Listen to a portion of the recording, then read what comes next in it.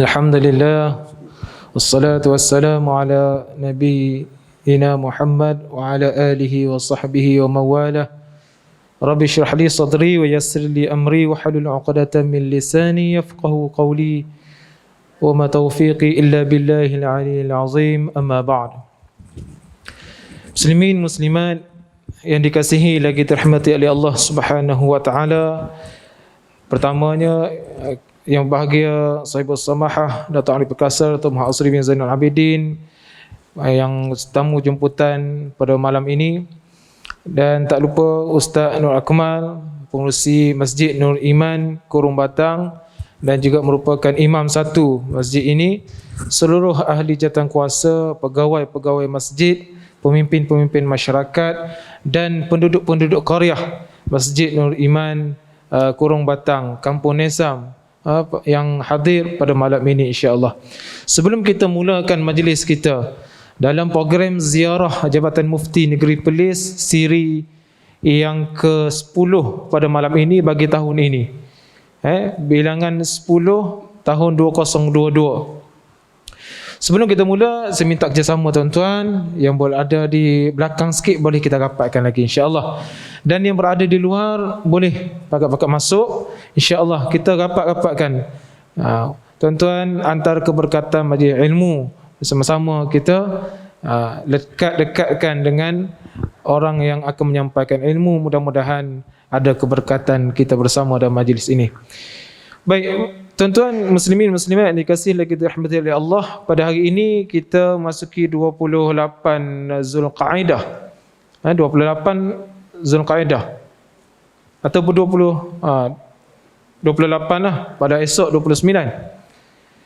Maka kita akan bakal memasuki 1 Zulhijjah, yang mana antara fadilat yang disebut oleh Nabi sallallahu alaihi wasallam awal 10 awal Zulhijjah, antaranya perkara yang amalan yang sangat dikasihi, dicintai oleh Allah Subhanahu wa taala, dan balasan yang besar, a'zama ajra di sisi Allah Subhanahu wa taala.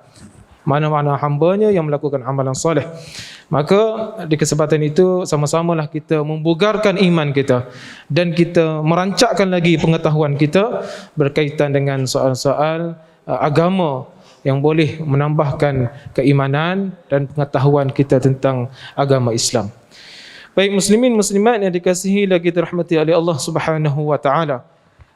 Di luar sana pihak Jabatan Mufti ada bekarkan antaranya 2 majalah ataupun majalah pula risalah kecil. Pertama, kelebihan dan amalan Zulhijjah, tuan-tuan boleh dapatkan. Dan juga satu lagi, kesilapan dan salah faham dalam ibadah korban. Ini amat berkait rapatlah dengan sempena kita nak masuki Zulhijjah dan Idul Adha nanti. Boleh dapatkan dan sama-sama kita ambil manfaat daripada majalah ataupun buku terbitan tersebut.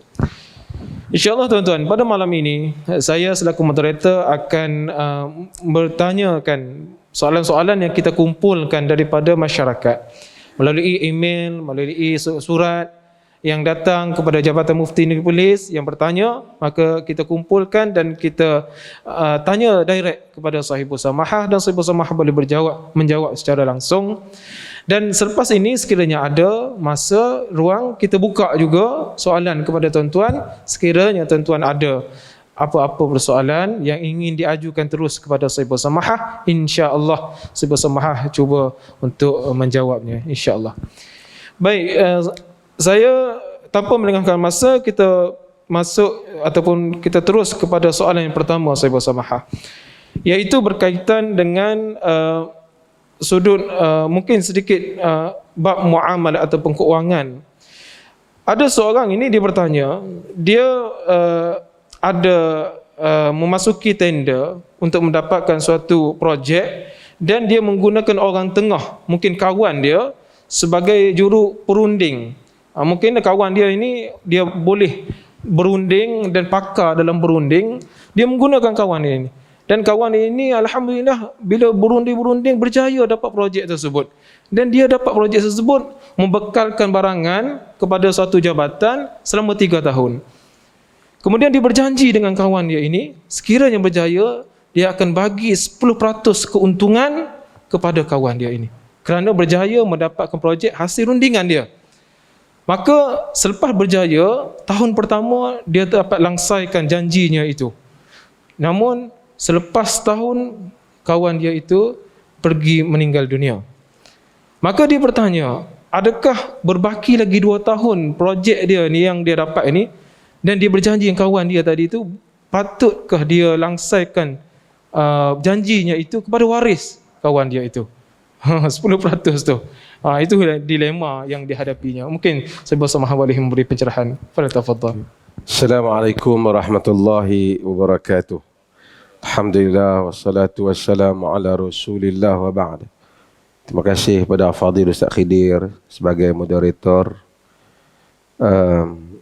kepada imam dan jawatankuasa masjid ni.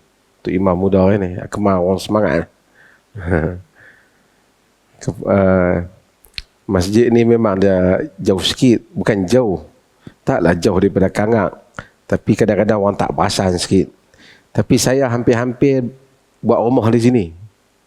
Hari tu saya masa awal duk cari tanah, saya jumpa tanah kawasan ni, cuma dia tengah bendang sikit. Lepas tu lambat sangat kawan tu, rezeki tempat lain. Alhamdulillah. Tempat ni cantik lah. Alhamdulillah, dan masjid ni pun saya tengok ni kapet dia elok lagi ni. Balik kepada soalan Ustaz Khidir tadi, panjang soalan ni. Dia begini, di dalam muamalah dia ada banyak hal-hal ataupun perkara-perkara yang terperinci yang kita nak kena tengok bagi satu-satu kes. Dalam kes ni kelihatan macam dia janji sebagai upah. Yang ni kalau sekiranya kau berjaya, aku upah kau katalah 10% atau 1,000 dan seumpamanya. Maka 10% yang dia janji sebagai upah kepada kerja, 10% itu mungkin maksud 10% daripada keuntungan dia kot, kan? 10% daripada keuntungan dia. Artinya kalau dia untung 100,000, dia kena bagi 10,000. Mungkin projek tu ambil masa 2-3 tahun. 10,000 adalah hak kepada individu ni. Al-Muslimun ala syurutihim. Orang Islam di atas syarat mereka. Dia mesti tunaikan kerana itu hak dia di dalam perjanjian kerja, iaitu upah yang wajib dia bagi. Jika sekiranya dia meninggal, maka 10% itu tetap menjadi hak individu ini yang akan diberikan kepada keluarga dia. Kerana itu hak dia. Kerana memang hak dia yang sudah dipersetujui. Jika dia kata, sebab tu kita nak tengok macam mana perjanjian tu. Kalau dia kata, selagi hang hidup, aku bagi 10% setiap tahun. Dia mati tak ada lah. Pasal dia kaitkan dengan hidup. Tapi kalau dia kata, 10% daripada keuntungan ini adalah hak kau, maka itu adalah hak dia yang jika dia mati diberikan kepada keluarga dia. Ini satu. Satu lagi, perjanjian yang bukan ada kaitan dengan usaha individu berkenaan tapi janji semata. Misalnya dia kata, kawan ni tak tolong dia pun. Dia kata, aku ni kalau dapat projek ni 1,000 aku bagi kat hang. Misalnya projek ni 100,000, kalau kau dapat ni aku janji bagi kat hang 5,000. Dia tu tak ada tolong apa pun, tapi saja dia janji kerana dia nak seronok. Tiba-tiba dia dapat, dia tak bagi. Ulama-ulama dalam hal ini khilaf. Mereka menyatakan kalau bentuk yang seperti itu, dia tidak salah di dalam tak bagi, kerana dia nak bagi tak bagi itu hak dia. Kalau dia nak salah pun, dia salah pada mungkir janji saja, kerana benda tu bukan hak kawan tu. Dia punya hak yang nak bagi. Macam kes upah ni memang hak kawan tu buat kerja.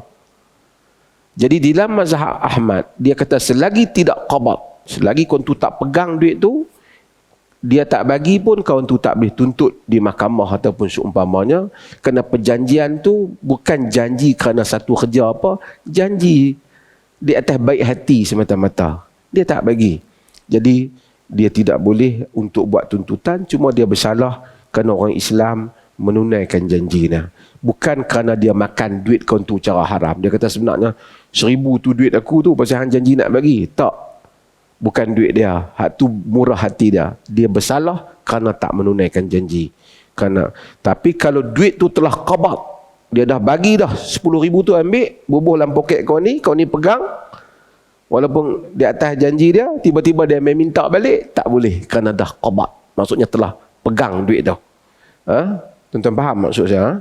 Kerana yang tadi dia ada kerja, yang ni perjanjian yang tak ada apa, ini ada kelonggaran dia di dalam hal ini. Tetapi orang Islam menunaikan janji. Tapi bukan berarti dia makan duit haram. Dia hanya berdosa tak tunai janji. Bukan dosa makan duit kawan tu. Dalam kes ini, kalau dia makan, dia berdosa pasal itu memang hak kawan tu. Kawan tu telah buat kerja. Dan kerja wajib dibayar upah. Ya. Baik, Alhamdulillah. Selesai satu soalan dan ada pencerahan yang baik boleh kita ambil manfaat insya-Allah.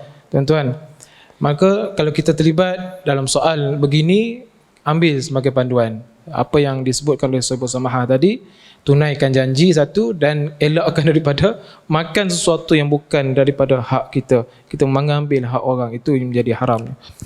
Baik, yang kedua, soalan berkaitan dengan adakah serangga yang tidak berdarah? Ini lagi sikitlah soalan dia. Serangga yang tidak berdarah seperti semut, kadang kutu, kalajengking. Kalau seorang itu misalkan ini orang yang ada kaitan was-was, penyakit was-was Datuk. Dia kadang-kadang kalau dia tengok, dia kalau dipicit semut ke, seolah tangan dia macam ada najis, dia kata. Dia tak selesa, dia rasa macam tak kena lah. Jadi adakah binatang serangga yang tak berdarah ini dikira tak najis dan seumpamanya? Okey, terima kasih. Wallahu ta'ala alam. Para ulama bersepakat bahawasanya hasyarat atau binatang yang tidak berdarah ni, tak ada darah mengalir, binatang-binatang ini adalah dimaafkan dan tidak dianggap najis apabila dia jatuh pada suatu benda. Kita semayang, lepas semayang tengok ada lalat 2 ekor dalam poket kita, semayang kita sah. Alasan mereka dalam hal ini, semua ulama ni, mereka alasan ialah kerana Nabi SAW menyebut, idza waqa'a az-zubabu fi syarabi ahadikum, atau sebagai fi ina'i ahadikum falyaghmishu kullah summa yatrahu fa inna ahada janahihi shifa wa akhar da'. Atau kama qala, jika lalat jatuh di dalam minuman kamu, maka kamu rejam semuanya sekali, kemudian kamu buang, kata Nabi. Kerana salah satu sayapnya itu pengubat, satu sayap lagi adalah penyakit. Hadis ni ada dimensi saintifik dia yang panjang dibahaskan. Apapun, yang pentingnya mereka berdalilkan pada hadis ini menunjukkan dia tak najis. Kalau tidak, nak suruh rendam buat apa? Kerana sedikit haiwan yang seperti ini ataupun haiwan seperti ini tidak, ataupun binatang lah, serangga ni tidak najis. Kalau dia jatuh dalam makanan kita, kita ambil buang dia, minuman, makanan masih boleh dimakan. Cumanya mazhab al-Imam Syafi'i seperti al-Imam Nawawi rahimahullah, dia menyebut, dia kata kalau terlalu banyak sampai naik kotor, maka dia dalam mazhab Syafi'i dia tak boleh. Sampai dah selonggok lalat, sampai bau busuk dah baju, itu dia kata kalau dalam jumlah yang banyak sehingga menjijikkan, maka itu dianggap najis. Tapi kalau setakat 3-4 ekor lalat dan begitu saja yang sedikit jumlahnya, dia dimaafkan dan tidak dianggap najis. Para ulama juga bincang, kalau lalat tu dia hinggap dia najis. Macam tadi kau tanya kan, lepas tu dia menghinggap di baju kita, kita nampak dia hinggap. Kalaulah dia hinggap di baju kita dan tak terlalu sikit kesan dia tu, tak sikit sangat, najis yang sedikit ini ma'fu, dimaafkan. Kalau sedikit dimaafkan. Tapi kalau jenis binatang hak boleh macam angkut-angkut tu, angkut besar tu, angkut najis mai timpa atas baju kita dan nyata nampak terang najis seperti itu, maka ia dibasuh. Jika tak nampak, kita tak perasan, was-was tidak membatalkan keyakinan sesuatu hal tu bersih. Maksudnya, lalat hingga mata aku ni ada najis apa tadi? Ada, mungkin ada, kita tak pakai. Kita pakai yang asal bersih sehingga kita lihat yakin adanya najis. Jika tidak, sedikit-sedikit yang ada pada kaki binatang yang seperti itu dimaafkan. Dimaafkan. Wallahu ta'ala a'lam. Okey, tuan-tuan boleh faham ke tu? Maksudnya kalau semut masuk layang tu boleh minum layang tu. Yang tu lah cerita lah. Tapi kalau semut sampai sekilo, minum pun bau semut, dalam mazhab Syafi'i ni tak boleh lah kata. Baik, kita teruskan kepada soalan ketiga, insya-Allah. Ada banyak juga soalan pada malam ni, insya-Allah. Kita mudah-mudahan kita dapat banyak lagi soalan, lagi banyak manfaat kita dapat, insya-Allah. Soalan ketiga ini, Datuk, kita berkaitan dengan pekerjaan juru foto, Datuk. Orang yang terlibat dengan cameraman lah. Ada yang jadi cameraman juru foto wedding, majlis perkahwinan, majlis-majlis event kerajaan ke swasta ke, khususnya perkahwinan lah yang bertanya ni. Kadang-kadang dia mungkin dia letak syarat dah. Saya kalau nak guna perkhidmatan saya nak begini. Tak nak terlibatkan orang yang tidak menutup aurat dan sebagainya. Kerana dia khawatir kod-kod dia ambil gambar yang tidak boleh mendatangkan dosa, maka pendapatan dia mungkin syubhah dan sebagainya. Jadi dia bertanya, adakah dia cuba letakkan syarat tetapi ketika nak ambil gambar tu pengantin tersebut ajak kawan-kawan dia yang tak tutup aurat dengan sempurna. Jadi dia terpaksa ambil juga sebab dia dah bayar. Jadi dia ragu-ragu bagaimana pendapatannya dengan pekerjaannya begitu, Datuk. Okay, bismillahirrahmanirrahim. Wallahu a'lam. Pertama kita kena tahu tentang ulama-ulama dulu masa awal, mereka khilaf tentang hukum ambil gambar tu sendiri. Yang ni lama benar. Kalau kita lihat fatwa seperti fatwa di India, fatwa ulama-ulama Saudi dahulu sampai Syekh Ibn Baz umpamanya, Ibn Utsaimin akhirnya dia ubah fatwa itu. Saya hadir kuliah-kuliah Syekh Abu Bakar Al-Jazairi. Mereka ni semua memang memfatwakan taswir tu sendiri haram. Itu fatwa mereka.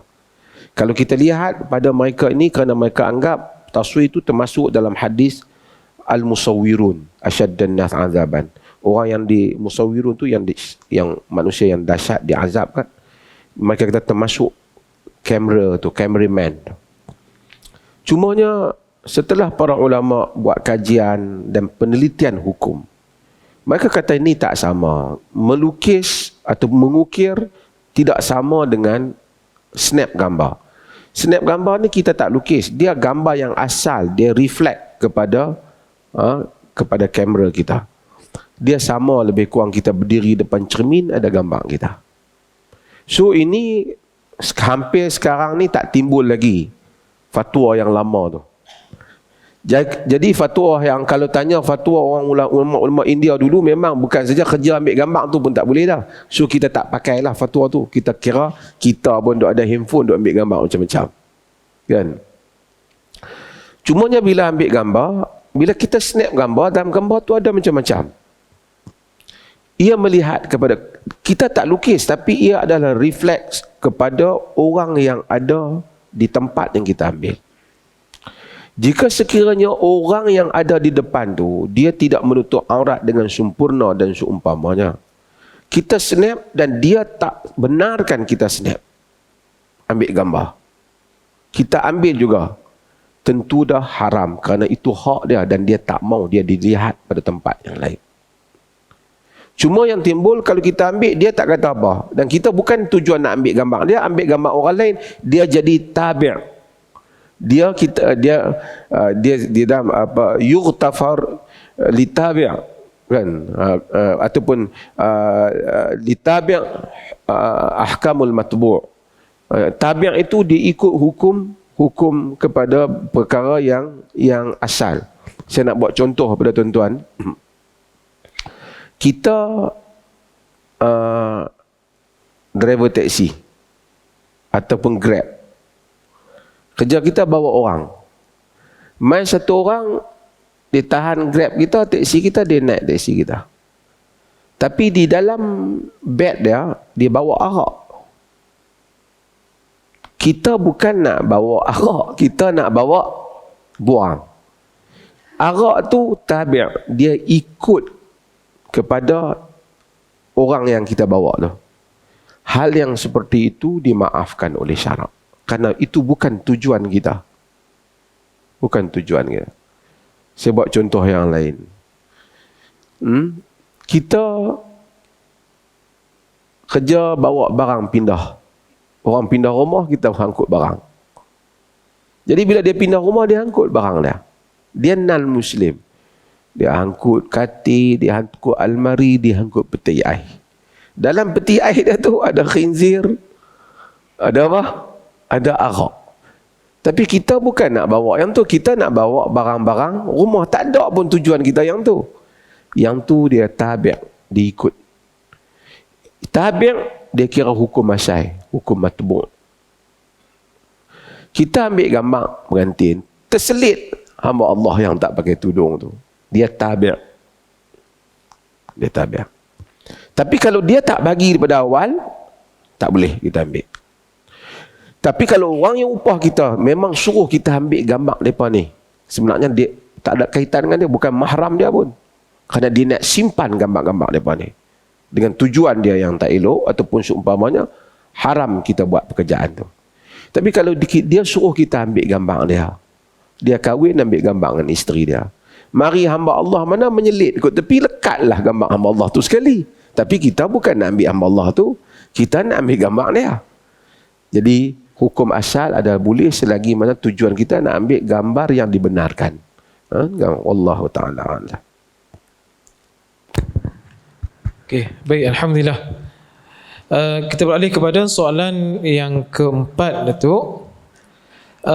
Soalan keempat ni berkaitan dengan adakah wujud karamah pada wali-wali ataupun orang soleh. Banyak orang kata sekarang ni karamat tok wali, keramat tok wali. Dan kadang-kadang kesan peninggalan orang-orang soleh ataupun keramat tok wali ni, sehingga dia buat tempat ambil berkat. Ambil berkat telaga tok syekh lah dan seumpamanya. Jadi benarkah wujud karamah ataupun bolehkah diambil keberkatan peninggalan tu? Okey. Allah Ta'ala alam. Ada beberapa perkara istilah yang mungkin kita dengar. Benda-benda yang dia panggil khawariqu lil adah. Al-khawariqu lil adah. Benda yang orang panggil luar biasa. Memecah adat. Antara yang hak belah baik dulu, kita dengar nama mu'jizat. Mu'jizat berlaku di tangan siapa? Di tangan para Nabi. Tidak ada perkataan mu'jizat disebut dalam Quran. Tetapi Quran sebut ayat. Ayat. Tanda-tanda. Ayat yang Allah bagi pada Musa, bagi kepada Ibrahim, bagi kepada ramai. Termasuk Nabi kita Muhammad sallallahu alaihi wasallam. Anbiya. Kita sebut dalam istilah buku-buku akidah dia panggil mu'jizat. Mu'jizat berlaku pada siapa tadi? Nabi. Tapi jika berlaku kepada bukan Nabi, bukan benda tak elok, bukan dengan melalui perantaraan syaitan, amrun khariqun lil adah bi ghairi makrun ghairi makrun bi da'wan nubuwah, dia panggil. Benda yang berlaku luar biasa tapi tidak ada kaitan dengan pendakwaan diri sebagai Nabi. Dia tak dakwa diri Nabi, tapi berlaku kat dia. Di sisi ahli sunnah wal jamaah mengakui adanya hal ini. Ahli sunnah kata, ya, ada. Bahkan Al-Lalakai ada kitab tentang karamatul awliya. Dalam syarah usul ahli sunnah wal jamaah ada cerita ini. Antaranya dalam sejarah siapa yang kita tengok berlaku karamah ni? Siapa dia? Tuan-tuan baca hari Jumaat, kita baca surah apa? Surah Kahfi. Tentang pemuda yang tidur berapa lama? Walabisu fi kahfihim salasami'atin sinina wazdadu tis'ah. Depa tidur dalam gua mereka itu 300 tahun ditambah 9. 300 tahun kalau kira Masihi, ataupun maksudnya bukan Masihi lah, dikira Syamsiah, ya, dan 309 jika dikira Qamariyah. Kita bahasa kita dikira cara tahun Masihi dengan tahun atau miladi dengan tahun Hijri. 300 ditambah 9. Quran hebat. 300 ditambah 9. 300 itu had miladi, had 9 tu jika tambah Hijri. Okey. Itu karamah kerana mereka bukan nabi. Mereka adalah para wali, aulia. Dan antara yang pelik lagi yang berlaku dalam Quran siapa? Maryam. Maryam bukan nabi, dia perempuan.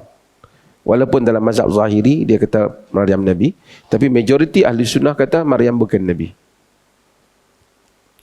Kullama dakhala 'alaiha Zakaria al-mihrab wajada 'indaha rizqa. Qala ya Maryamu anna laki hadha? Qalat huwa min 'indillah innallaha yarzuqu man yasha'u bighairi hisab.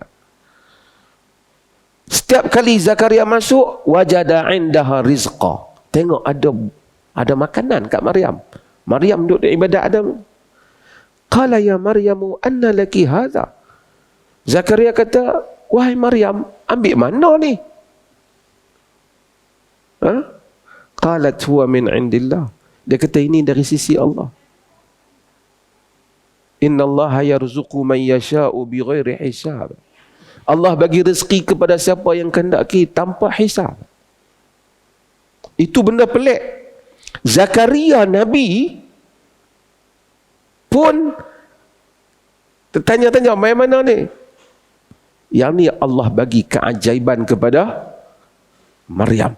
Yang ni nama karamah. Antara karamah yang berlaku, karamah berlaku bukan pada tangan mereka yang bukan Nabi. Antaranya yang berlaku pada Usaid bin Hudair dan Abbad bin Bishr. Dua sahabat Nabi, Abbad bin Bishr dan Usaid bin Hudair, yang ada dalam hadis Bukhari yang selalu kita baca dalam Riyadhus Salihin ada.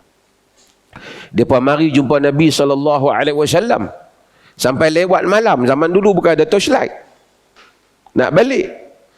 Masa depa balik, tongkat mereka menyala lampu, cahaya. Daw, ada cahaya. Hatta masya bidawiha, dalam hadis dalam Bukhari kata. Sehingga mereka berdua berjalan menggunakan cahaya tu. Gelap tu. Lepas tu bila mereka nak berpisah, depa dua-dua ada tongkat ni. Tongkat mereka. Tadi satu tongkat ni menyala. Dua-dua berjalan. Bila nak berpisah, dua-dua tongkat menyala. Hadis dalam Bukhari. Itu karamah.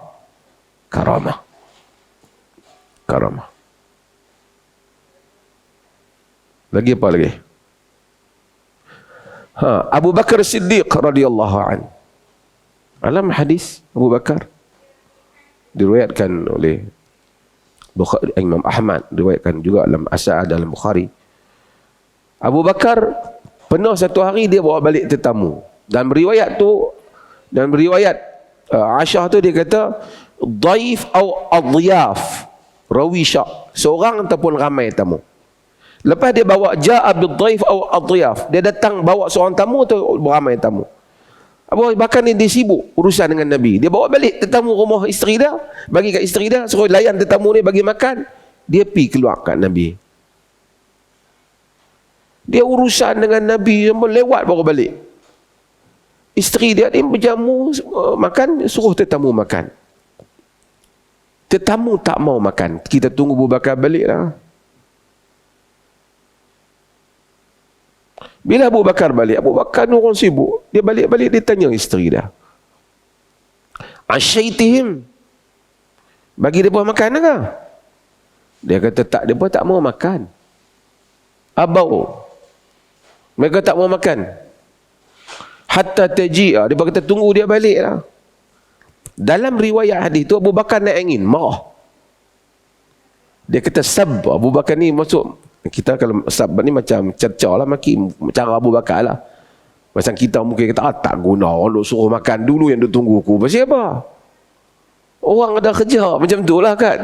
Dia marah kat tamu dia. Fahalafa alla yata'ama. Dia sumpah, aku tak mau makan. Dia marah, duk tunggu aku pun tak mau makan, kan? Fahalafa alla yata'ama, tak mau makan. Lepas tu isteri dia pun tengok tu, dah hang sumpah tak mau makan, aku pun tak. Fahalafat alla tat'ama hatta fahalafa la tat'amu hatta yat'ama.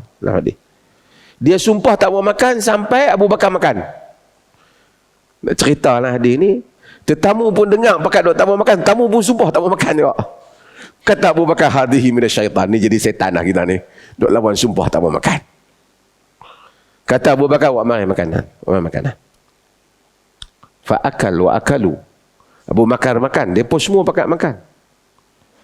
Dia kata wa ja'alu yarfa'u luqmatan. Dia apabila setiap kali depa angkat makan tu, raba min asfaliha aktsaru minha. Setiap kali dia angkat makan tu, nak makan, makanan tinggal ni lagi banyak duk naik. Sampai isteri dia kata, macam mana ni bukan? Isteri dia kata dia jadi lebih banyak daripada kita masak tadi. Pakat makan Nabi. Bawa pergi cerita kat Nabi, Nabi ambil makan sama. Ini adalah merupakan apa? Karamah Abu Bakar. Kita Ahlussunnah percaya hal itu berlaku. Yang Allah jadikan berlaku di tangan orang-orang saleh. Dan antaranya yang masyhur yang berlaku pada Sayyidina Umar bin Khattab. Sayyidina Umar dalam riwayat Al-Hakim dan Al-Mustadrak dan lain lagi juga meriwayatkannya.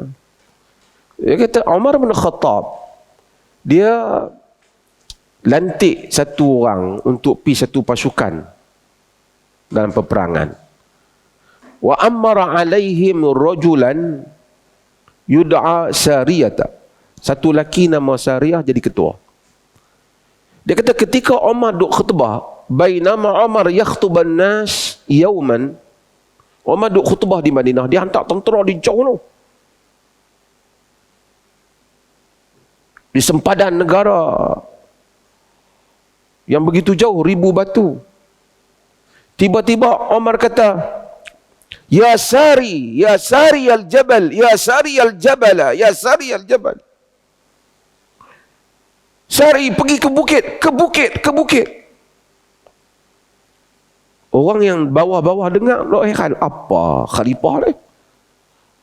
Duk tengah khutbah tiba-tiba macam naik syekh.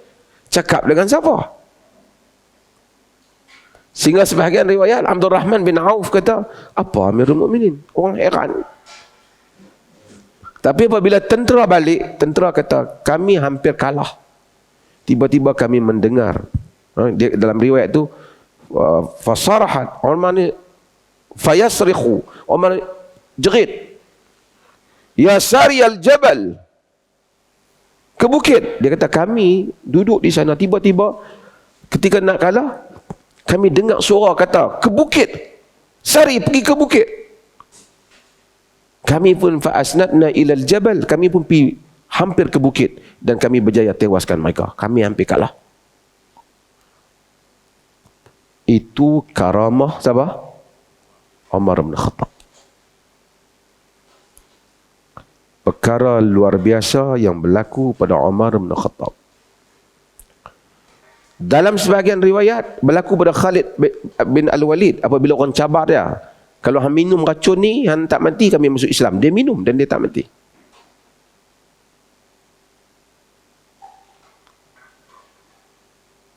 Antara juga yang disebut dalam riwayat ialah Safinah Maula Rasulullah sallallahu alaihi wasallam. Ummu Salamah, isteri Nabi ni, dia ada seorang hamba lelaki. Nama dia kita pun tak pasti. Tapi lelaki. Bila Ummu Salamah bebaskan dia, Arab ni bila kita hamba yang dia bebaskan, kita panggil maula. Maula. Nabi satu hari panggil kat lelaki ni, hamba bebasan yang dibebas, ex hamba, dengan Ummu Salamah. Jadi Ummu Salamah tu isteri Nabi. Dia bawa barang banyak sangat. Nabi panggil kat dia Safinah. Macam dengan kapal dia. Tanggung barang. Safinah. Dia ni pada satu masa, dalam riwayat dia kepada akhta al-jaish, dia tersesat, tinggal daripada tentera dan pergi bi ardir Rum, sebahagian riwayat di bumi Rum, sebahagian kata kapal dia pecah, dia sampai pada satu tempat, tengok ada singa besar duk tunggu di tempat tu. Mungkin belah kawasan di Afrika ke apa, ataupun belah kawasan di Rum ke apa, sebahagian kita belah Rum. Singa nak terkam dia. Dia kata, ya Abul Haris. Arab ni panggil kat singa Abul Haris. Wahai Abul Haris, ana safinatu maulta Rasulillah. Aku safinah bekas hamba nak Rasulullah. Wali kait wa kait. Aku dulu pernah begini, aku dalam keadaan begini. Singa tu dalam hadis tu, dalam riwayat tu dia kata basbasah. Arab ni basbasah ni, tengok kucing ataupun anjing singa bila dia gerakkan ekor dia tu, maksudnya dia tak ni, bahkan dia tunggu, bahkan dia ikut safinah tu. Setiap kali dia dengar suara singa ni, yahwi ilaih, dia nak pergi terkam pada suara tu, kerana dia jaga pula safinah ni. Ini juga merupakan karamah. Banyaklah lagi karamah yang berlaku, yang disebut di dalam sejarah orang Islam. Ya Allah jadikan berlaku di tangan orang-orang saleh. Ahlus sunnah tidak menafikan hal ini, mengakui hal ini. Boleh berlaku. Kadang-kadang karamah ni bukanlah menunjukkan karamah ni orang tu lebih hebat daripada orang lain. Kadang-kadang Allah jadikan kerana Allah nak menguatkan iman dia. Sebab itu kita tengok banyak cerita karamah berlaku di kalangan tabi'in lebih banyak daripada cerita berlaku di kalangan sahabat. Allah kuatkan iman. Abu Muslim Al-Khawlani umpamanya, dia dibakar oleh musuh, tak terbakar, sehingga Sayyidina Umar kata, engkau macam Ibrahim umat ni. Allah jadikan keajaiban mereka. Cumanya kita bila beramal soleh bukan nak cari karamah, kan? Sebab tu para ulama disebut dalam hadis, kun taliban lil istiqamati wala takun taliban lil karamah. Jadilah orang yang mencari istiqamah, bukan mencari karamah. Kerana antara bukti satu orang itu karamah, Allah muliakan. Karamah ni masuk karamah, kita duk sebut keramat tu keramat.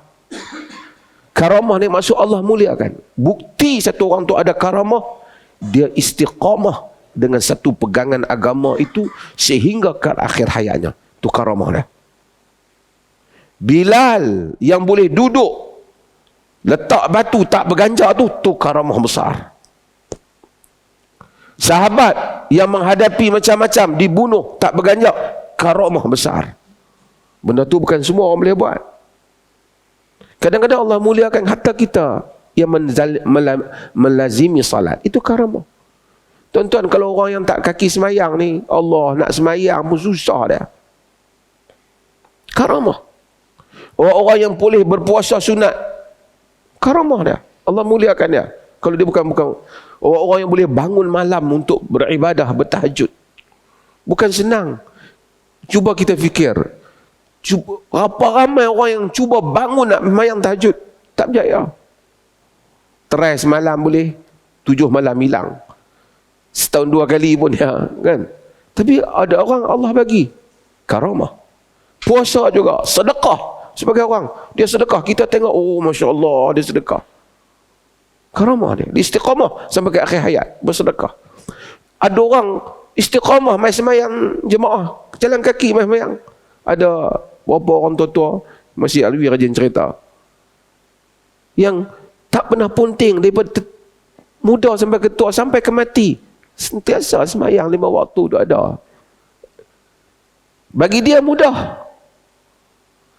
Tapi bagi yang kita tak biasa dok buat ni, oh payah. Itu karamah. Tapi kita cerita tentang karamah hak orang nak cakap ni hak pelik ni. Berlaku tak? Berlaku. Taklah menunjukkan tabi'in lebih mulia pada sahabat, tapi Allah jadikan.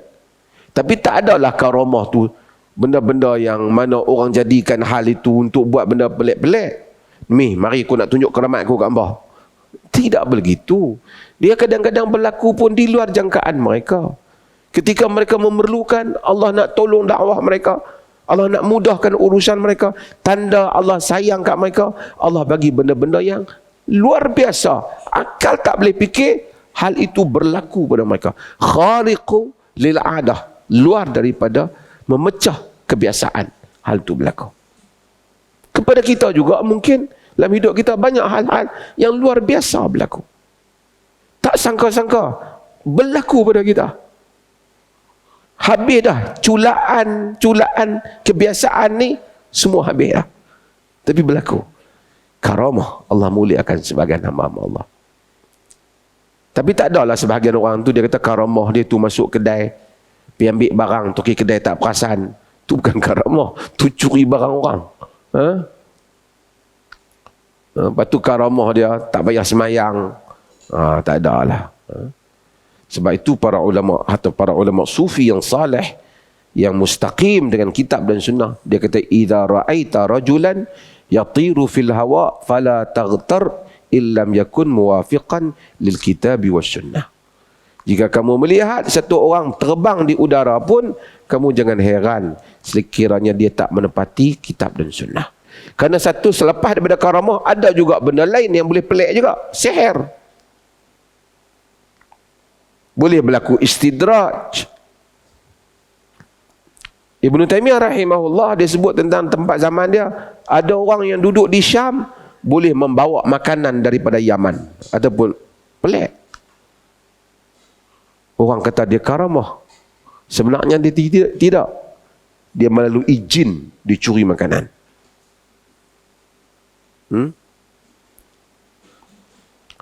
Dan macam-macam dalam sejarah orang yang boleh buat pelik. David Copperfield boleh buat pelik juga, betul bukan karamah. Sihir, iaitu benda yang berlaku biwasitati syaitan, dengan perantaraan syaitan. So kita kena bezakan. Bila berlaku karamah, tanda Allah muliakan orang tu, tapi bukan semestinya dia maksum. Dia maksum. Bukan dia menunjukkan dia maksum. Allah muliakan dia dalam kes tu. Tanda dia Allah suka kat dia. Mungkin kes lain, orang lain pula ada. Sebab itu kita jangan jadikan orang kerana ada satu kejadian pelik pada satu orang, lalu kita gulu melampaui padanya. Wallahu ta'ala a'lam.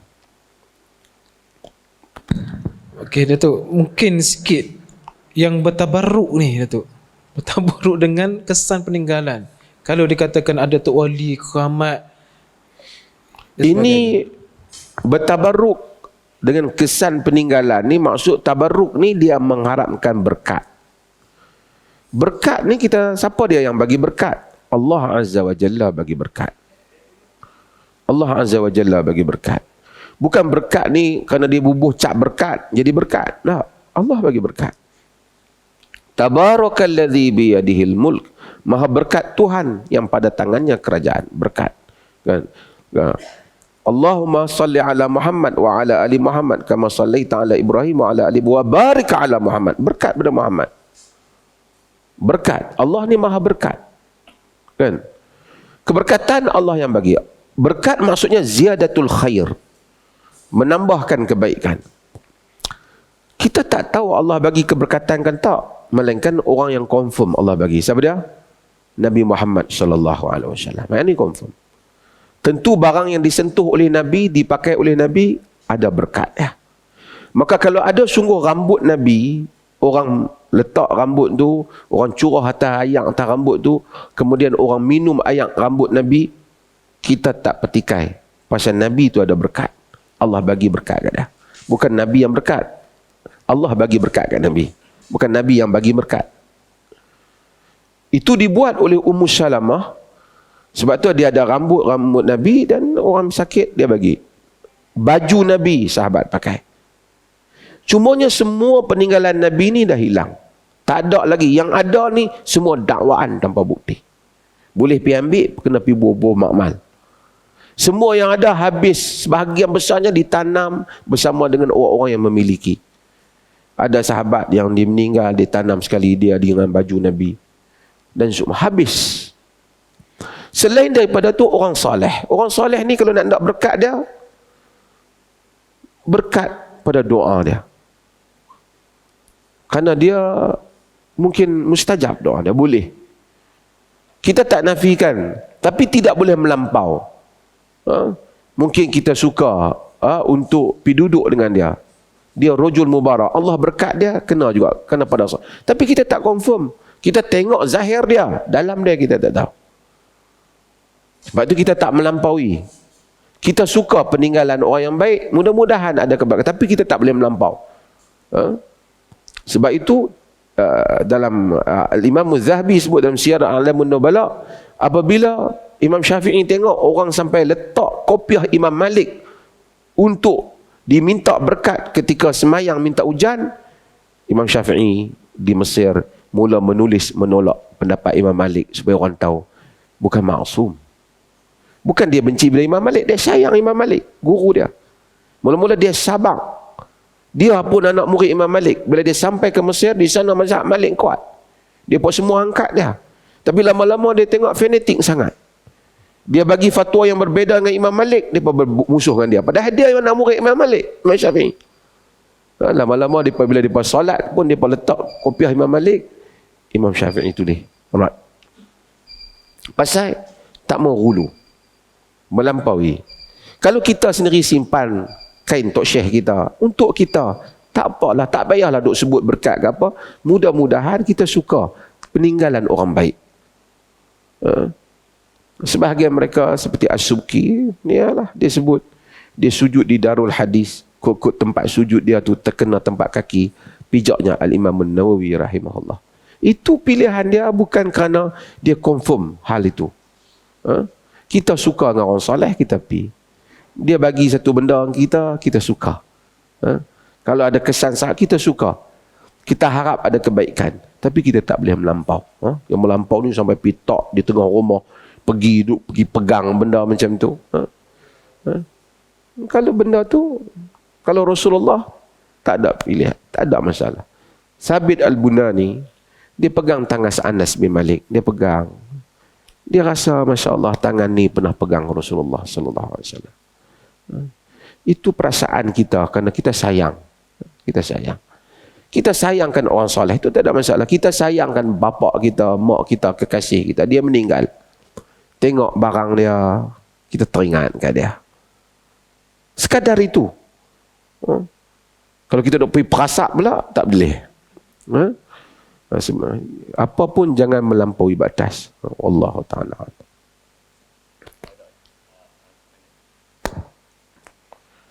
Okay, Alhamdulillah tuan-tuan. Ada telah selesai beberapa soalan tadi. Alhamdulillah menjawab beberapa soalan dan jawapan yang telah diberikan oleh Sahabat Samahah. InsyaAllah selepas ini, selepas kita berhenti azan sekejap lagi, kita akan teruskan dengan beberapa soalan yang berkaitan dengan ibadah korban yang akan kita laksanakan nanti, insyaAllah. Mudah-mudahan ada manfaat nanti, insyaAllah. Kita berehat seketika untuk memberi laluan azan.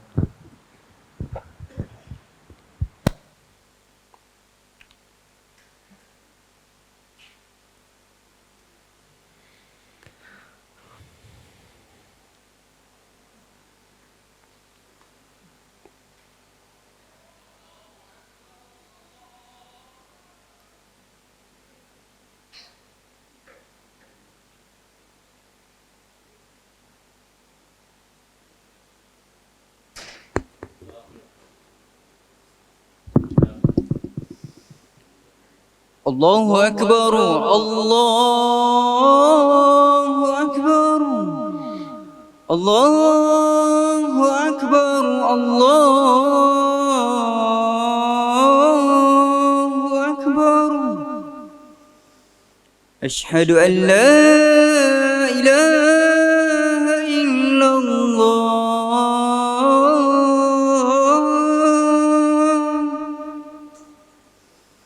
أشهد أن لا إله إلا الله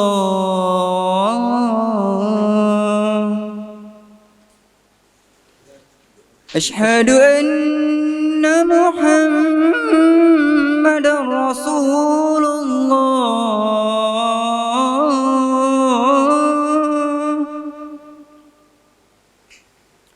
أشهد أن محمد رسول الله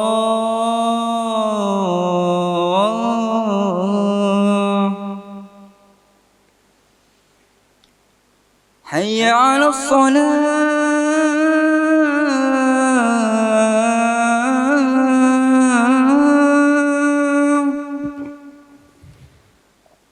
حي على الصلاة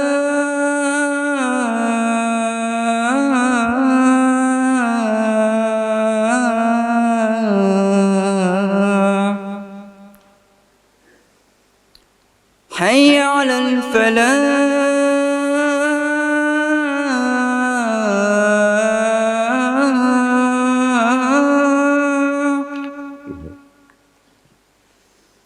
حي على الفلاح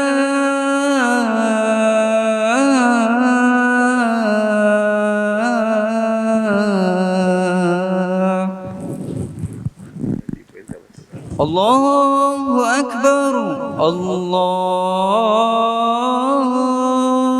أكبر Tak ada. لا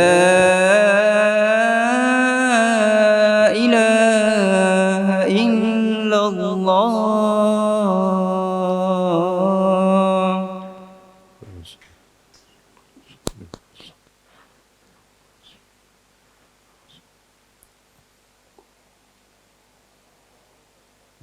Korban apa?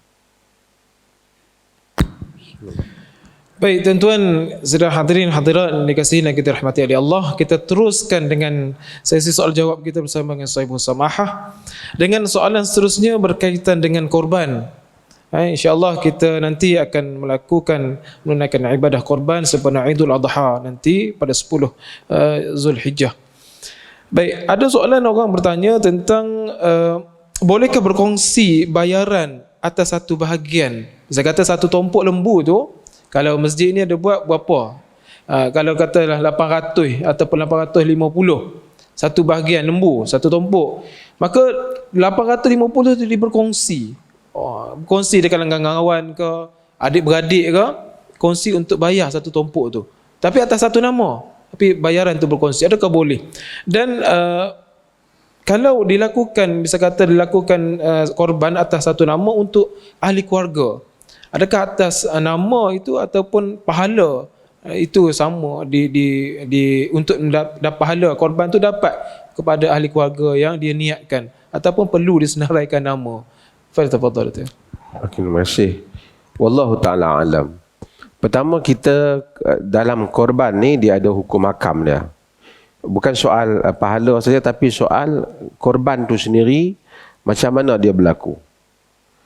Untuk seekor unta berapa bahagian? 7. Lembu 7. Kambing ke ni ke apa panggil biri ke 1.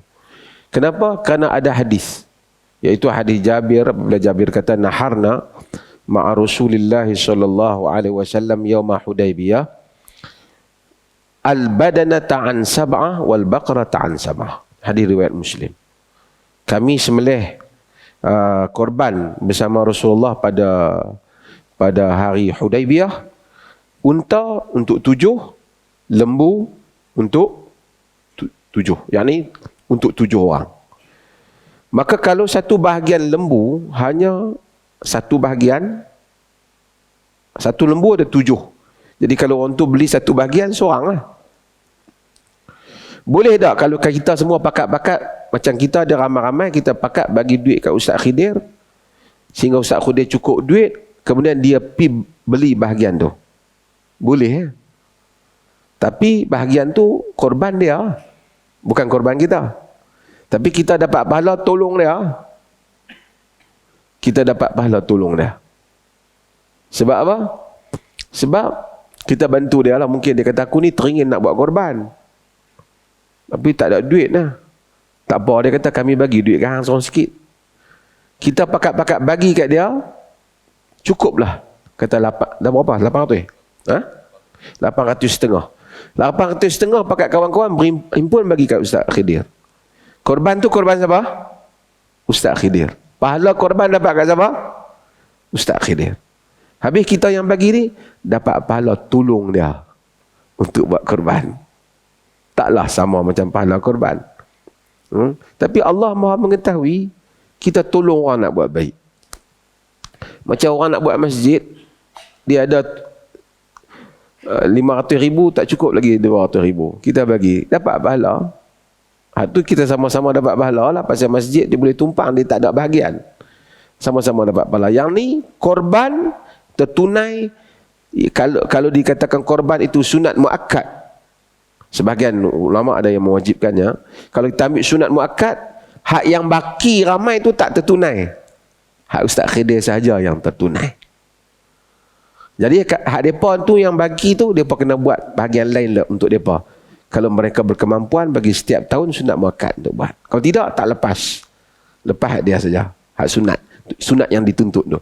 Taklah berdosa, tapi ada kekurangan. Itu satu. Tuan-tuan faham kan?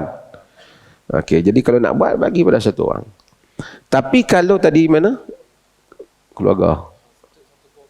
Untuk satu keluarga, dia boleh buat satu bapa dia, ketua keluarga, dia boleh buat untuk dia dan semua orang yang berada di bawah dia. Orang yang berada di bawah dia siapa? Family dia. Kalau dia 2 bini, bolehlah aku 2 bini kan. Yang penting berada di bawah dia. Sebahagian kata hanya untuk satu rumah. Ini fuqaha khilaf. Alasan mereka kerana Nabi SAW di dalam hadis yang diriwayatkan oleh Imam Tirmizi, baginda apabila nak sembelih itu berkata bismillah Allahumma taqabbal min Muhammad wa ali Muhammad wa min ummati Muhammad. Bismillah, ya Allah, terimalah daripada Muhammad, keluarga Muhammad dan umat Muhammad. Jadi Nabi buat yang di bawah dia. Dan ini apabila ditanya kepada Abu Ayyub Al-Ansari, kaifa kana ad-dhahaya ala ahdi Rasulullah sallallahu alaihi wasallam, macam mana dulu korban masa zaman Rasulullah sallallahu alaihi wasallam. Abu Ayyub kata, an yudahi rajulu bisyati anhu wa an ahlihi wa an ahli baitihi. Satu orang lelaki, dia sembelih untuk dia dan keluarga dia. Jadi kalau kita buat korban di rumah kita, katalah kita ambil satu tumpuk, kita niatkan ini untuk aku dan keluarga aku yang di bawah kita. Masukkan sekali.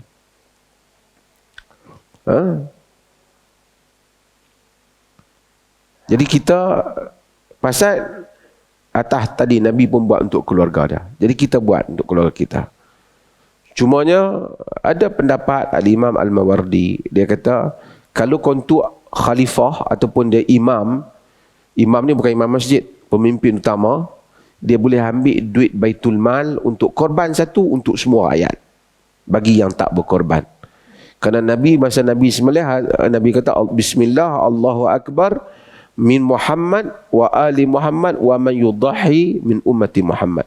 Atau kama qala, yang untuk Muhammad, daripada Muhammad dan keluarga Muhammad, dan siapa yang tak sembelih, tak korban di kalangan umat Muhammad. Jadi ini adalah semua unjukkan satu keluarga seorang boleh buat. Jadi kalau kita keluarga, kita buat tu kita niat sekali lah untuk family kita yang di bawah kita. Kalau anak lelaki kita dah bekerja, ada rumah lain, dia kena buat lain. Hak dia tak termasuk, pasal dia tak duduk lagi di bawah kita. Wallahu a'lam. Okey Datuk, berkaitan tadi berkaitan korban tadi, wajibkah ketika nak sembelih korban tu disebut nama setiap peserta? Kalau 7 bahagian disebut nama ketika nak sembelih tu. Orang kita bila dia nak sembelih tu biasanya dia serahkan data kertas tu kan, dia bagi nama. Dia suruh kita sebut nama masa sebut sekian nama. Okey, tidak disyaratkan menyebut nama. Kalau dia bismillah Allahu Akbar, dia sembelih bagi pihak orang yang suruh, sah sekal korbannya. Cumanya para ulama menyatakan bahawasanya disunatkan sebut nama kebab Nabi tu dia sebut bismillah min Muhammad wa ali Muhammad wa min ummati Muhammad. Bismillah daripada Muhammad, keluarga Muhammad dan keluarga Muhammad. Nabi sebut. Daripada dia sebut nama dia dan keluarga dia sebut. Jadi kata fuqaha, sebahagian fuqaha menyatakan kalau dia sebut fulan daripada fulan, dari bismillah Allahu Akbar daripada fulan bukan, dan dia sembelih, maka itu merupakan sunnah berdasarkan hadis tu. Maka dia sebut adalah sunnah. Jadi berakhirnya soalan, saya ada satu soalan lagi, cuma kita bagi peluang. Datuk boleh? Ya. Kalau ada 1-2 soalan daripada tuan-tuan yang hadir pada malam ini. Kalau ada, insyaAllah, kalau nak tulis pun boleh bagi kat saya boleh bacakan, ataupun tuan-tuan direct terus kepada saya bersamaha. Ada? Kalau ada 1-2 soalan? Sebelah kanan saya. Okey, Datuk Haji, silakan.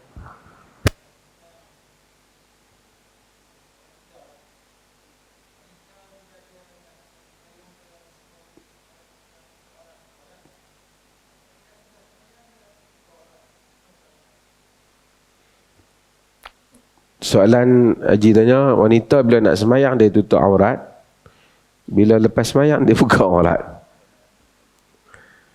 Kita kena tengok.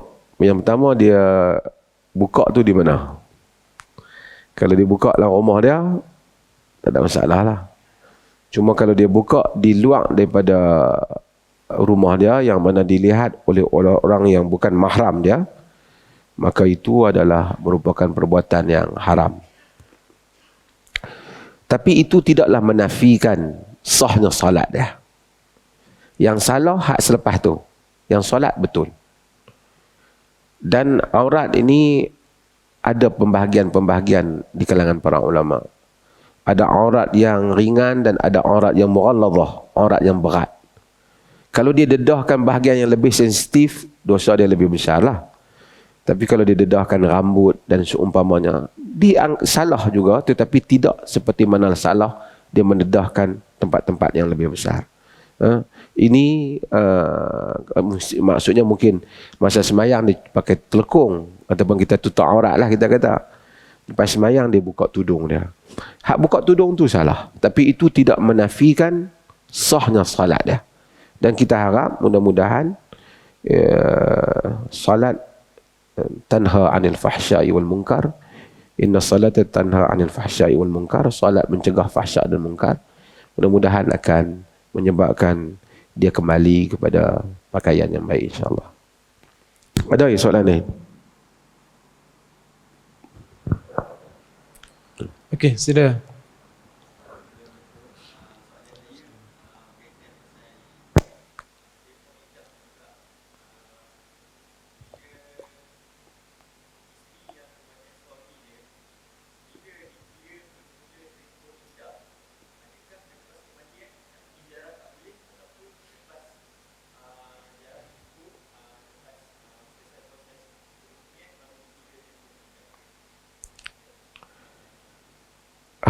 Yang ni kematian ni ayat 4 bulan 10 hari. Iddah kematian, iddatul wafat. Ia bermula dengan matinya suami dia. Mati tu bermula iddah wafat. Bukan setelah tanamnya suami dia, tak. Kerana dia wafat, bukan tanam di kubur. Dan dia tak perlu pun pergi ke kubur sebenarnya.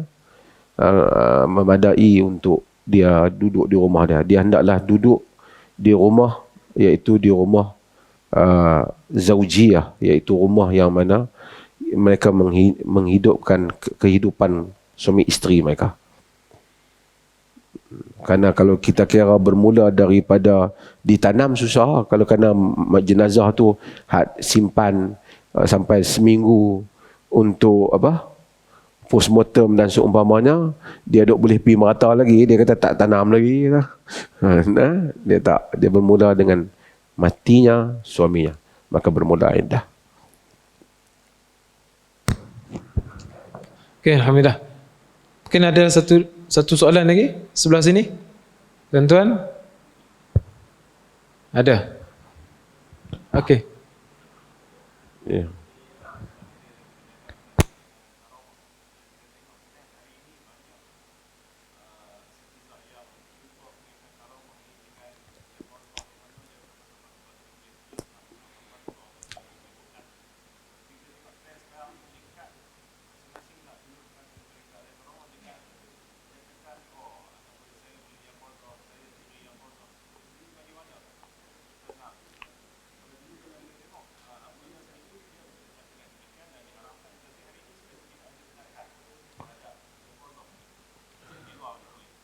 Kita dalam sepanjang sejarah, perkara-perkara yang khariqul adah, perkara yang luar biasa ni tidak menjadi hujah kepada orang lain melainkan yang berlaku di tangan Nabi ataupun di tangan para rasul, iaitu mukjizat.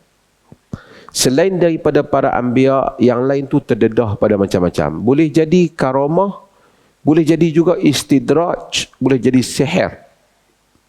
Cuma apabila dia berlaku di tangan orang yang zahirnya salah, dia panggil, zahirnya orang saleh, orang baik, maka kita anggap ia karamah. Tapi ia tidak menjadi apa-apa hujah bahawasanya kerana kawan tu ada karamah, maka menunjukkan apa yang dia buat selepas itu betul ataupun dakwaan dia betul. Dia bukan Nabi. Dia bukan Nabi. Kerana karamah tu, kemungkinan kita sangka karamah, kemungkinan bukan karamah. Kemungkinan Allah memang tolong dia masalah tu. Dia telah minta doa kepada Allah, Allah tolong dia dalam masalah tu. Tidak mustahil. Tapi itu tidak menjadi hujah kepada hal yang lain. Masalah kepada perkara-perkara khawariqul adah ni, benda-benda yang pelik daripada adat ini, iaitu yang memecah adat ini, orang selalu ambil kesempatan sepanjang sejarah untuk membuat dakwaan-dakwaan yang pelik-pelik. Dengan dia buat dakwaan yang pelik-pelik itu, dia akan rasa bahawasanya orang akan percaya dan orang akan ikut dia. Sebab itu pada zaman Hisham bin Abdul Malik, apabila ada orang yang mendakwa pelik, orang tikam dia tak mati. Dia kata bismillah, tikam. Bismillah, baru tikam dia. Bila bismillah, tikam mati dah. Kerana benda-benda yang pelik ini, orang ambil kesempatan. Kadang-kadang sihir, kadang-kadang dia guna macam-macam. Sebab itu kita tak jadikan hujah dakwaan-dakwaan yang pelik macam yaqadhah dan seumpamanya. Walaupun ada ulama-ulama yang sebut dalam hal ini, tapi kita di negeri Perlis kita mentarjihkan qaul yang disebut oleh An-Nawawi, Ibn Hajar dan seumpamanya, bahawasanya hal ini tidak berlaku. Tidak berlaku. Mungkin berlaku tu patah sangkaan dia di atas kehendak dia yang sangat nak melihat Nabi. Lalu dia rasa Nabi SAW, ataupun di atas satu bayangan perasaan dia kehadiran Nabi SAW. Pun begitu, ia tidak menjadi apa-apa hujah. Ia tidak menjadi apa-apa hujah.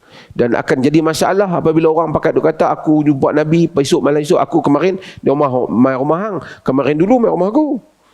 Susah kita. Aku pun orang masjid juga. Sebab itu ini benda-benda yang seperti ini, saddu zara'i', ia ditutup supaya mengelakkan orang daripada mengaku perkara-perkara yang seperti ini. Sebab Al-Hafiz Ibn Hajar sebut dalam Fathul Bari, hatta Imam Nawawi salih dah. Berapa banyak karamah yang berlaku di tangan An-Nawawi rahimahullah. Pun begitu dia menolak dakwaan-dakwaan yang seperti ini. Wallahu taala. Okey, alhamdulillah. Baik Datuk, mungkin soalan terakhir berkaitan mutakhir ini berkaitan dengan skema ni tu. Mungkin kita di kalangan kita mungkin ada yang terkena ataupun ada yang dihubungi dan seumpamanya. Dan skema ni seolah sekarang ni dia menjadi suatu kumpulan yang terancang, profesional untuk mendapatkan wang. Dan banyak kadang-kadang umat Islam yang tertipu, yang terkena, kadang berjutaan ringgit sampai. Ini mungkin ada nasihat Datuk tentang berkaitan perkara ini. Okay, terima kasih. Saya tadi ada pihak polis PDRM mari pejabat cakap pasal skema ni, cerita taklimat bahagian jenayah komersial ni. Jadi saya pun memang nak cakap jugalah benda ni. Saya suruh Ustaz Khidir peringat. Nak sebut sikit lah tuan-tuan. Di negeri Perlis ni pun berlaku, di luar pun Perlis berlaku. Ada orang baru dah pencen, dia boleh telefon terpengaruh, percaya kononnya dia kena bayar LHDN, Lembaga Hasil Dalam Negeri, 300,000 lebih. Kawan baru pencen, buat pinjam pula dia bayar. Dia kontrol fikiran orang tu. Lebih menarik lagi dia buat cerita, ada orang doktor pakar, duit banyak, kena dengan skema 9 juta.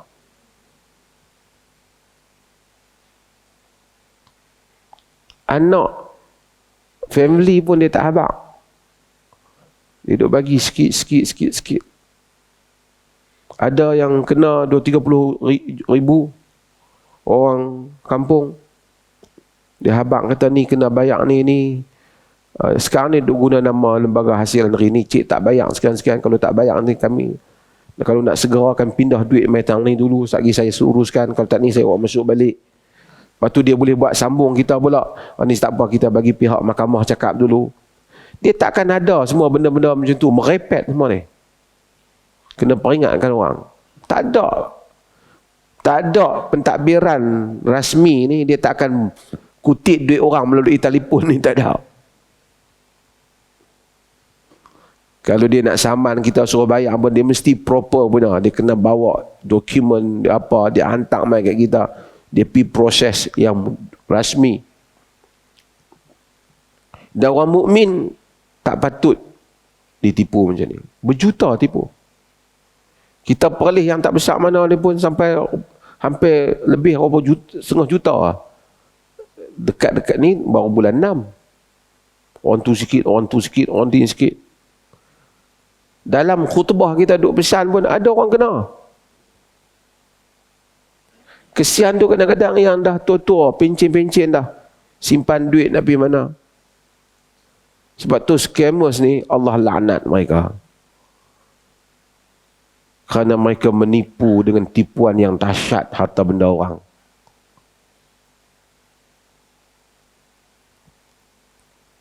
Habis kesian sebagai orang.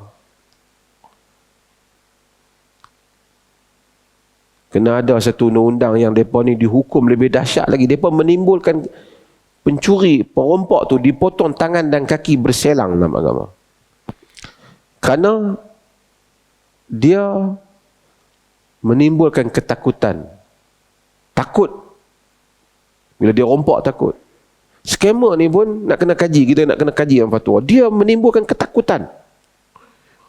Sampai dia boleh bagi tahu, saya tahu sekarang ni hang duduk mana-mana, hang jangan bagi tahu bank kata nak ambil duit ni sekian-sekian, kerana yang ni kita nak urusan, nak selesaikan ni.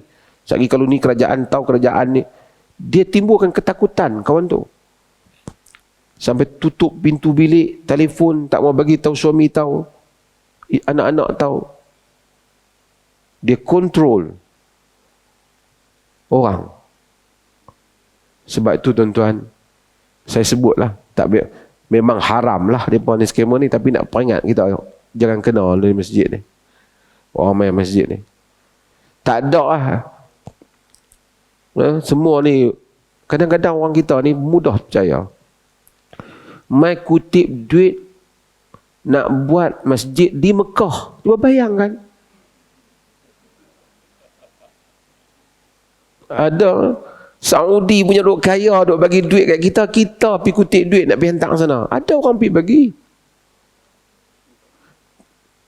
Tu bukan Masjidil Haram, masjid haram semua. Tadi dia cerita apa?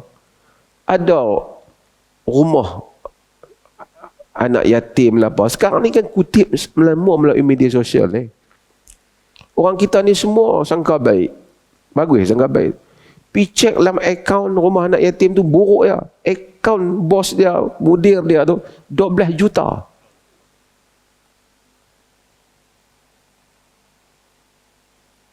Saya bukanlah prasangka, tapi hati-hati.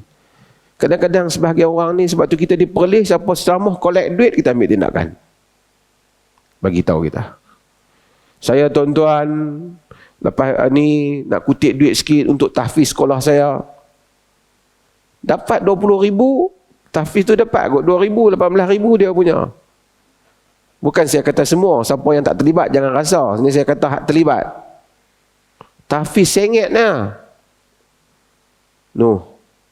Mudir ustaz dia Pelfire kereta. Main ceramah punya sakan semua tu. Merc, BMW. Kita hak kerja gaji tetap banyak ni pun pakai Proton lah. Orang kampung bagi. Ni kerana kita untuk anak-anak kita yang nak belajar jihad fisabilillah.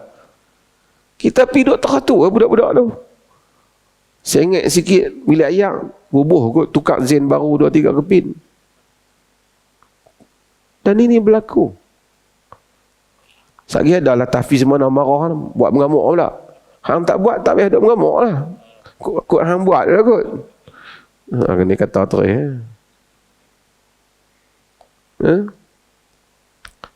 Cuba tengok, siapa dia? Kita, majlis agama Islam ni ada banyak tokoh dalam tu. Macam-macam orang pun 2 kupang, 3 kupang duit pun ada audit ni. Ni kutip untuk tahfiz-tahfiz ni tak tahu siapa audit ni apa. Siapa audit dia apa?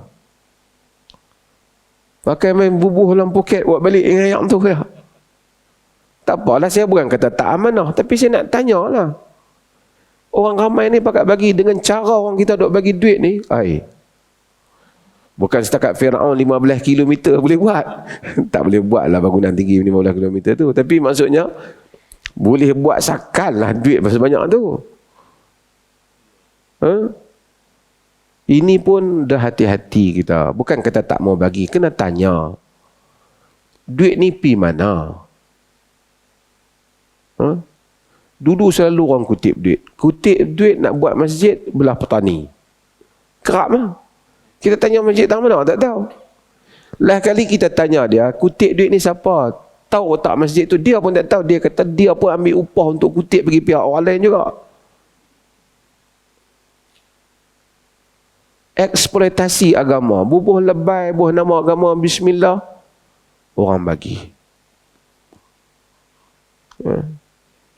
Lepas ceramah, kutip. Dan sebab tu kita, kalau boleh, bebaskan diri daripada kepentingan yang seperti ini. Saya, bukan kata boleh, kata boleh, tapi saya cuba mengelak lah. Daripada dulu lah, kalau tuan-tuan pernah tengok, saya bukanlah bagus, tapi buku saya pun saya tak ingat kot. Saya habaq, tuan-tuan tolong beli buku saya dalam masjid. Tak ada. Saya banyak kot tulis buku. Saya habaq, buku saya ada tulis sekian-sekian, saya habaq. Suruh beli ni, kita ada conflict of interest. Tuan-tuan yang main ni, saya bawa barang sikit, tuan-tuan beli, insyaAllah duit ni kita ada conflict of interest. Sehingga dakwah itu bersih. hanya semata-mata dakwah untuk dakwah. Mudah-mudahan ketika itu kita dapat kejayaan dengan dakwah. Wallahu ta'ala a'lam. Okay, Alhamdulillah. Jazakumullah khairan diucapkan kepada Sahibu Samahah Datuk Mufti dan tuan-tuan yang terus bersama dengan kami sehingga akhirnya. Alhamdulillah, mudah-mudahan pencerahan, jawapan dan curahan ilmu daripada Sahibu Samahah dapat kita ambil dan kita manfaatkan dalam kehidupan kita. Seterusnya kita sebarkan, maklumkan kepada mereka yang tidak hadir, insya-Allah. Jadi pihak Jabatan Mufti Negeri Perlis mengucapkan terima kasih, berbanyak-banyak terima kasih dan jazakumullah khaira diucapkan kepada pengurusi masjid, ahli jawatankuasa masjid, pegawai-pegawai masjid dan seluruh penduduk-penduduk qaryah Masjid Nur Iman ini. Alhamdulillah, mudah-mudahan kedatangan kami ini bermakna dan sama-sama kita dapat menjalinkan kerjasama dengan lebih erat lagi di masa-masa yang akan datang, insya-Allah. Mohon maaf sekiranya ada salah silap dan kurang bicara dan sebagainya. Aku qauli hadza wa astaghfirullahal azim li wa lakum. Wassalamualaikum warahmatullahi wabarakatuh.